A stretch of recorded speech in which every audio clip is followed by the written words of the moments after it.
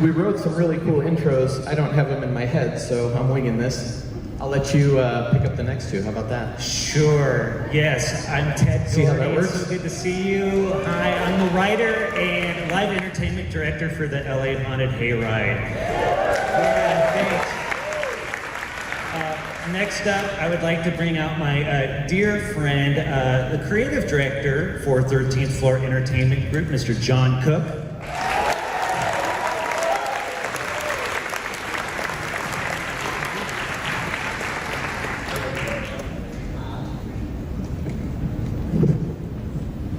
And next up, we have the Director of Immersive Entertainment for 13th Floor Entertainment Group, Mr. John Braver.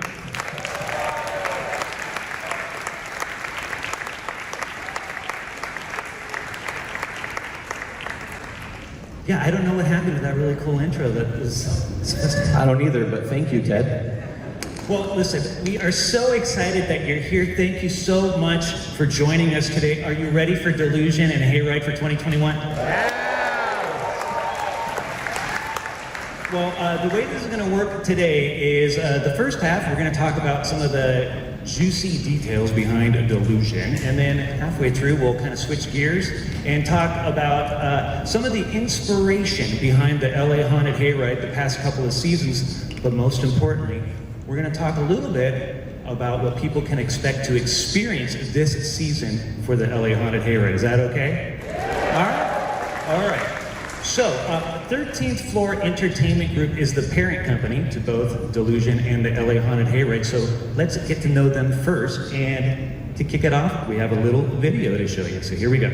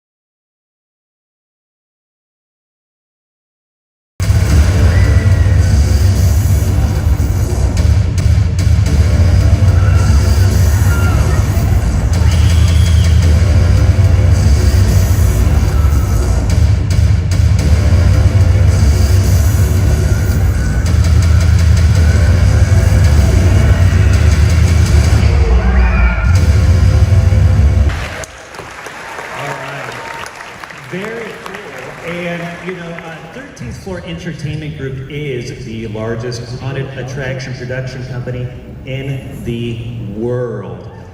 Over a dozen major haunts spread throughout the United States.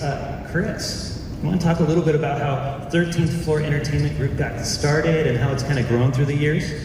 Sure, yeah. Some of you may have heard this story before. I'll try to be quick with it. I worked at a haunted house. I had a friend that called me when I was 15 years old and said, hey, you want to go scare some people tonight? And that sounded like fun, so went and did that. Actually met one of my business partners working at that haunted house. And how this company started was basically he and I sitting at that haunted house and talking about what would it be like if we did our own haunted house one day? What would it be like if we did this professionally? And that's what we did. In 2002, we opened our first haunted house, and really just as a hobby. I mean, it was how we celebrated Halloween. It was what we did. So we wanted to be able to give that experience to other people. I wanted my kids someday to be able to work in the haunted house.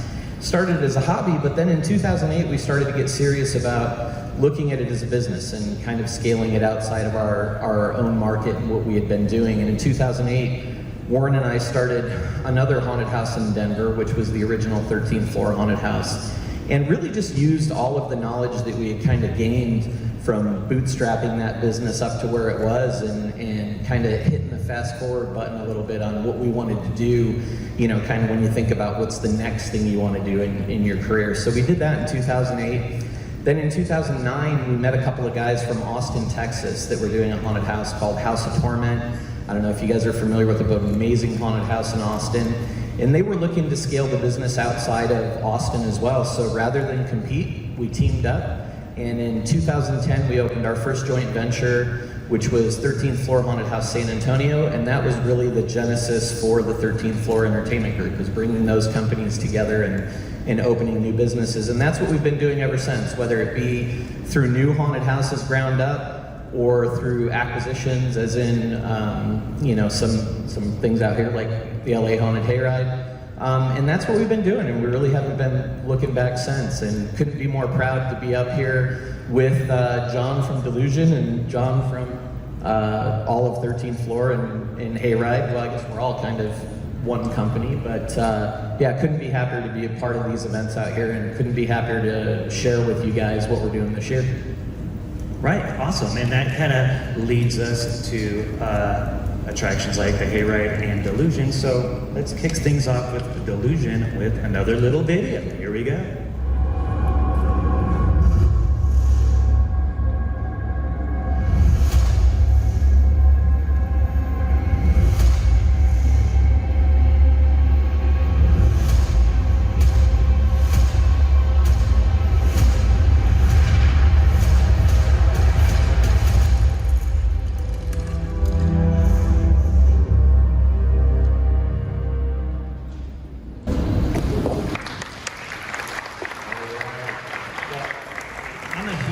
Fan of Delusion. I've been going for years. Are any of you fans of Delusion? Yeah, so I think it was pretty big news when 13th Floor connected with Delusion. So let's talk a little bit about how that happened. How did the two of you team up like this? I can keep it simple. I couldn't get a damn ticket to the thing, so I figured this was the best way to do that. That's right. And he threatened my family. It's the only reason I'm here. Please help me. No, Chris and I have known each other, I think, since 2017. He came to a show called His Crimson Queen, I think. It was a vampire show.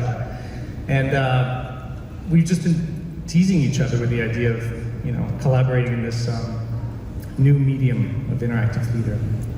I still consider it new. But they do big, large-scale events, whereas Delusion's more of an intimate, higher ticket price, lower capacity kind of event. And so things just started. Our conversations evolved over time about, getting into 13th Floor, getting into this kind of world, getting, evolving into these more intimate experiences. And so when the pandemic came around, and then in January, I think it was January when I hopped on board, but we started talking about it early at the end of last year. And it's just funny how, we're talking about live events, but we're during a pandemic, but we were looking farther ahead.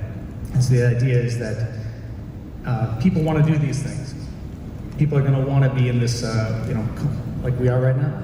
We're striving to get back together again. So the long game here is to create a new division within the company to create these experiences with Delusion. It's a big return this year.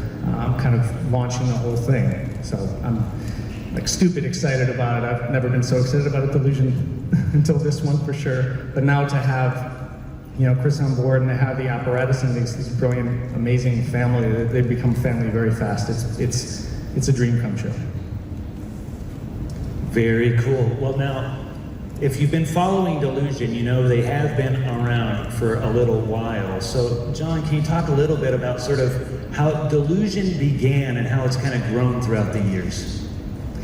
Yeah, I can dig into that. I feel like Chris sometimes, I feel like I've told this story a lot, but I'm going to tell it again in the best way I can. I mean, 2011 was the first year. That was a pilot year for me. I was working in film. I was a stuntman for many years, still do that kind of work from time to time. But I decided to take all my context from the film world and create a living horror movie where you are a character inside of the story. So we did it for 11 nights that year, and it just, it blew up. There was nothing like it. There was Delusion, and then there was Sleep No More in the East Coast, and ours was a narrative adventure with branching storylines, and then theirs was like an open-ended kind of world.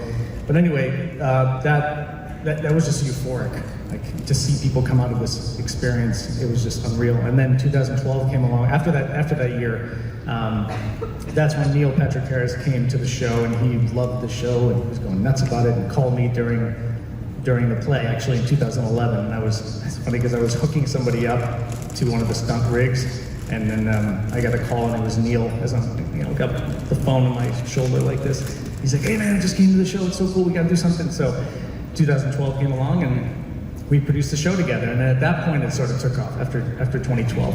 So that became like a drug for me. I was like, this is so cool, I just gotta keep doing this. I'm a big time Delusion fan, and just like other people, I just want to see this stuff evolve. So the whole idea behind it was creating original stories. It was very, very much centered around the story. Getting amazing actors and stunt people and an original score, and creating these live movies, basically. And so 2012 came around, Neil's show. Then 2013, we did it in an old church. That was an annoying experience because we got shut down. If anybody go to that show, 2013?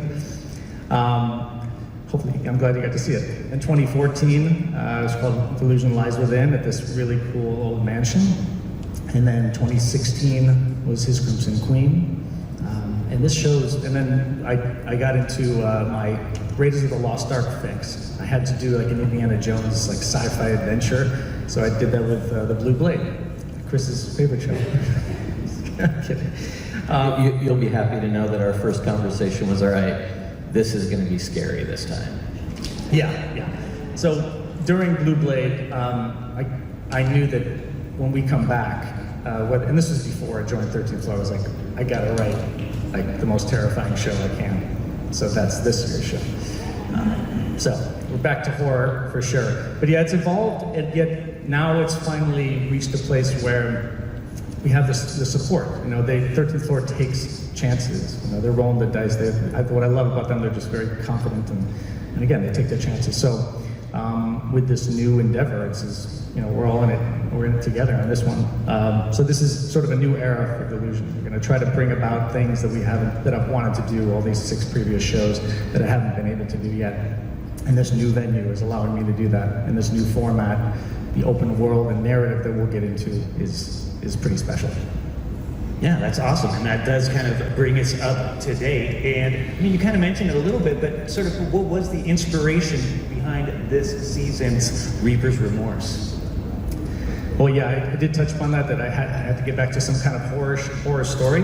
The inspiration came from finding this venue. I actually found it a couple of years ago, and it stuck with me. I didn't end up doing a show there, but it stuck with me. And it was this old museum kind of space where they had strange little artifacts around. And I revisited it late last year.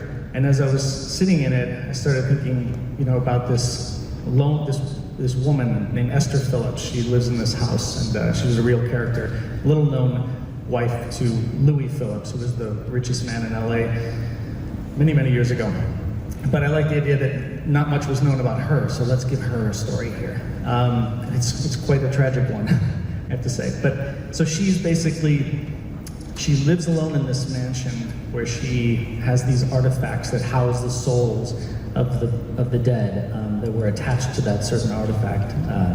And so she protects them, and she watches over them as they sort of linger in our world and not quite ready to move on. But she has I thought of this idea where she had this one artifact that is so personal to her that she can't even approach. She doesn't want to go near it.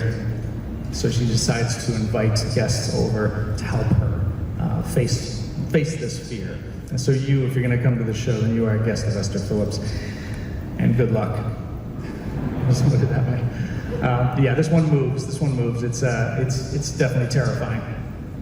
Awesome. And speaking of the venue, there's a little bit of a demonstration of it. Talk about how, Delusion, if you've done any of them, the location is so huge in all of this. And we have this beautiful venue that we've located at, what city is it in again? In Pomona. Very cool. Great capitals of the world, a place everybody wants to visit. Yes. in addition to this, it's not necessarily just going to be limited to just a couple of different rooms either. There's going to be open world experiences and VIP experiences for Delusion. You want to talk a little bit about these open world experiences?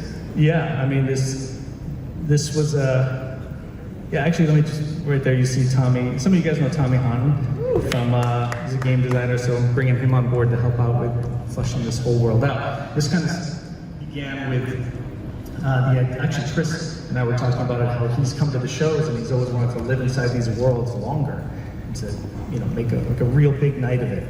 So that's this year. This is our first endeavor into that hybrid model. So the open world, you will explore these artifacts I just mentioned before, where you will be able to piece together more of the story by listening in on the voices that are trapped inside of there. And you can think of it kind of like a mini scavenger hunt, and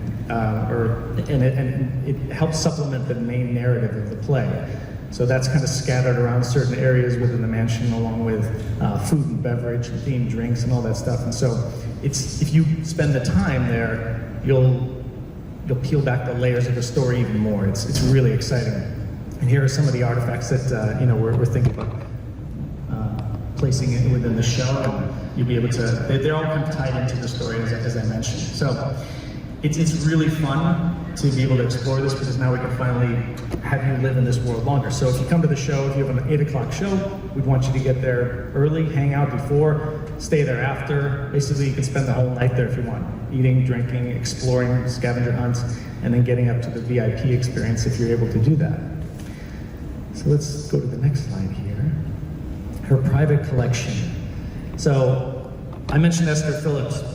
She has an area of her estate that is off limits unless you buy a ticket for the VIP experience. So she has very personal items that you can explore, where one of her darker secrets will be housed. So I highly recommend this experience as well too. It's on the 2nd floor of this mansion. And then there's a dark arts themed lounge, where you, again, themed food and beverage with a strange mystical resident that you might encounter, along with a parlor, a game room. So it's just, this whole world has been fleshed out in the way that I've always wanted to see it. So that's her private collection. And the next slide we have, we're getting ready for the play, that's right. We're digging into the story. Yes. Yeah, I'm going to jump in as a fan of Delusion, which is really how John and I got to meet, because I went to the show and was just blown away by it. But I always felt like I wanted more, right? Or at least at a minimum, when you were done with Delusion, you wanted to kind of hang out with your group and talk about it and kind of be more in the moment. So I'm excited for people to be able to do that this year. Oh, yeah. And even though John might not think that the location is as desirable, the actual facility itself, I was completely blown away by, and I think you guys will be as well. Yeah, it's timeless. You're gonna go out to this industrial park, and all of a sudden you'll see this home that should not exist. And if you took the long drive out there, any of that traffic or anything will just sort of melt away when you find this place. You will be sucked into this world. It's unreal. But the play itself, I talked a little bit about it, so I won't get into crazy detail. But it is production designed by Kevin Williams, who's been my production designer for quite some time, as pictured there. We never really shared much rendering or concept art, to be honest, but this is some of the areas of some of the things in the show you might encounter. But we really pride ourselves on living in the site-specific nature of whatever place we're in. This is a really cool venue that lends itself to the story very well. And Kevin just helps flesh out this world and visualize it in ways that I write down on paper and he comes up with unbelievable stuff. So lots of very strange things happen within these static images that you see. Let's go to the next one. Grandpa Simpson, move along! Okay. And one of the best things about Delusion for me are the actors. If you've been to the show, these are some of the most stellar actors in this immersive theater world you'll ever encounter. So this is 1953 is our year. So feel free to come and in that kind of attire, if you wish. These are some of the characters you may encounter throughout. Let's go to the next one. Lovely characters. Good for the kids. I will say this one is 12 and up, but it's still the scariest one to me.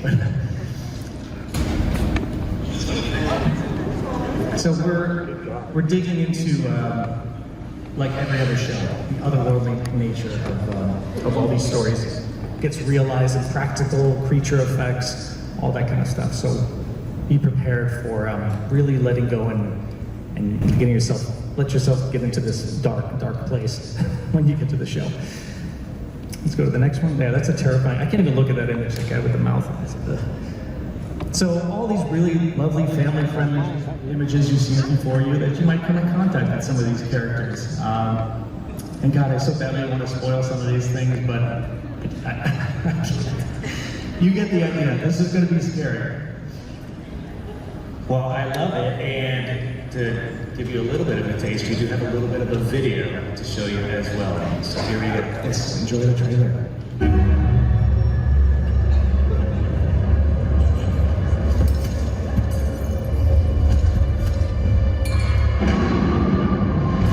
There are some dead that want to live.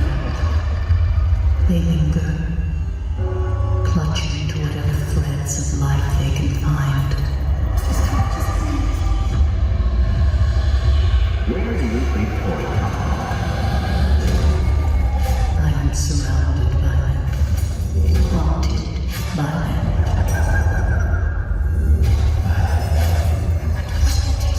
But soon, with your help, my collection will be complete.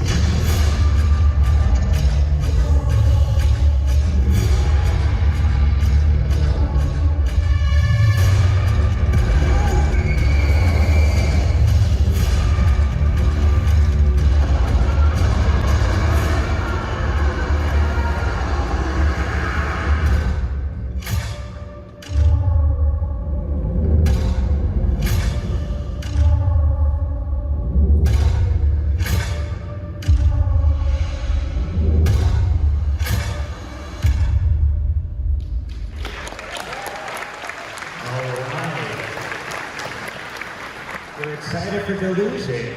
Hey, get your tickets now. Yes, yes. Speak about that, Chris? The tickets? Yeah, actually, I know that a lot of people tried to get tickets that couldn't get. We very quietly added a bunch more shows yesterday. So if you tried to get a Delusion ticket and you could not, you may want to check back on the days you were looking at, because they did add quite a few more shows actually. So. Very cool. All right. Okay, we're gonna turn the page. We're changing gears now